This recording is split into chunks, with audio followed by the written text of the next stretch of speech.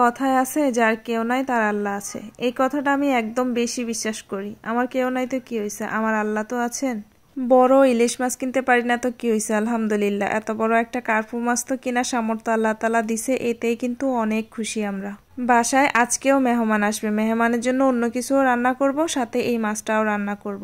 আচ্ছা, বাসায় মেহমান আসলে নাকি আল্লাহ তাআলা খুব বেশি খুশি হয়, আর মেহমানদেরকে যত ভালোবেসে যত ভালোভাবে আপ্যায়ন করা যায় তাতেও নাকি আল্লাহ তাআলাকে খুশি করা যায়। এটা কি সত্যি? আমাকে একটু কমেন্টস করে জানাবেন প্লিজ।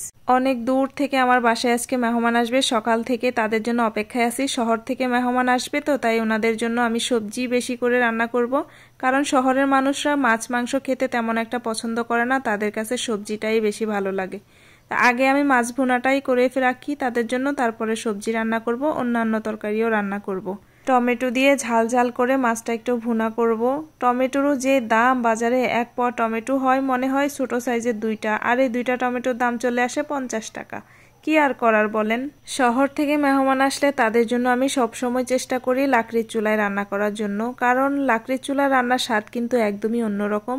শহরের মানুষগুলো সবসময় লাকড়ির চুলায় রান্না চাইলেও খেতে পারে না। লাকড়ির চুলায় রান্না করতে আমারও অনেক ভাল লাগে। আছে না অনেকে যে রান্নার কথা শুনলেও বিরক্ত লাগে, কেন জানি না আমার রান্না করতে ভাল লাগে। রান্নাটা করতে, মজার মজার তরকারি রান্না করতে আমার খুবই পছন্দ হয়। মানে এইটা করতে কেন আমার এত ভালো লাগে আমি জানি না।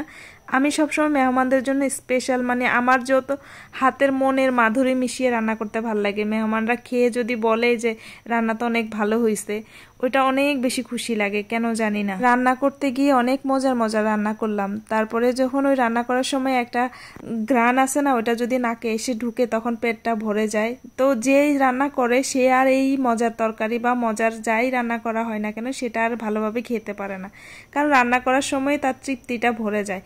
এরকম কি কারো হয় আপনাদের?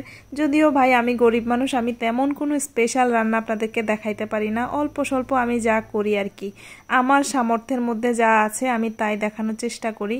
সব সময় আমি আপনাদেরকে বলি আমার যা আছে তাই আমি দেখাই, আমার যেটা নাই সেটার জন্য আমার কোনো দিনও আফসোস নাই।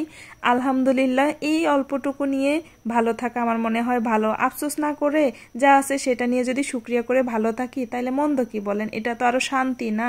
ছোট্ট একটা জীবন, এই জীবনে অল্প অল্প সময় কষ্ট পাওয়ার কোনো দরকার নাই। এই অল্পটুকু সময় যদি আমরা হাসি খুশিভাবে থাকি তাহলে আমাদের জীবনটাই সুন্দর। যাই হোক, আমার মাছ তরকারিটা দেখে, কালারটা দেখে বলেন না কেমন হয়েছে, প্লিজ কমেন্টে জানায়েন। এভাবে বাটি করে ফেলছি কারণ একটা পাতিলে রান্না করব, কালি পাতিল ঘরে নিব না, কারণ নষ্ট হবে। ঘরে নিলে কালি পাতিলটা বাইরেই রেখে দিব। আমি সব সময় এক পাতিলে রান্না করে বাটিতে নিয়ে ফেলি। রান্না কেমন হয়েছে জানায়েন প্লিজ, হ্যাঁ।